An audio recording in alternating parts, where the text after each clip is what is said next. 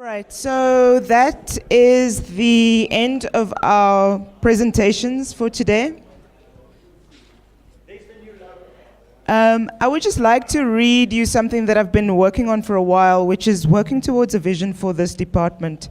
And it's based on a lot of what was said today.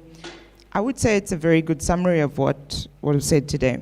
Currently, 80% of South African jewelry is imported, of which generally the designs are appropriated from historical European canons. Also, the inevitable rise of the machines is creating a rift in terms of the viability of transferring jewelry crafting skills in its traditional sense.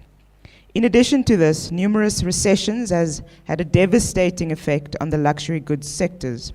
Subsequently, the size of the industry has reduced from 3,000 jewelers nationally to merely 800. Against this backdrop, the department has identified that a differentiated model of education is required to generate diverse opportunities for our graduates towards a more dynamic and resilient industry.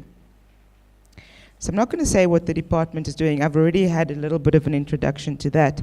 But the thing that I want to really push is that we need to understand that art jewelry has the power to set the South African jewelry industry apart.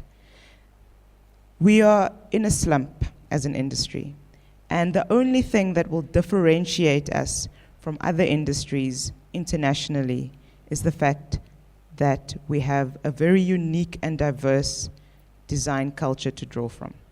If we don't start doing that, we're in trouble. We're already in trouble. So I think that we need to really, really put our thinking hats on and really need to drive this forward and convince the industry, the broader industry, that the perpetuation of the traditional designs is important for technique, but we need to have our own design identity in order to set us apart and in order to compete. So I just wanted to leave you with that.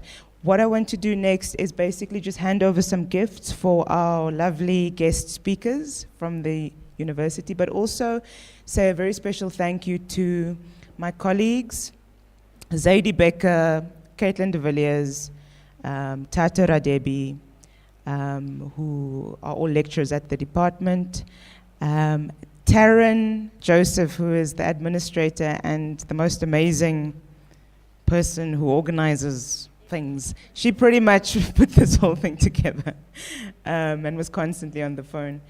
And then to all the guest speakers for their time and their effort in putting the presentations together. Thank you very, very much. This couldn't have happened without you.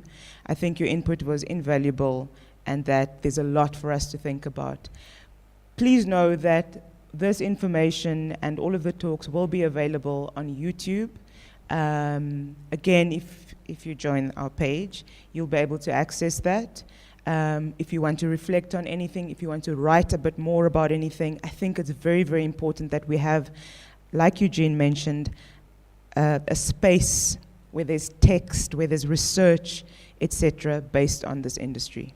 If not, then what? Then what are we doing, actually?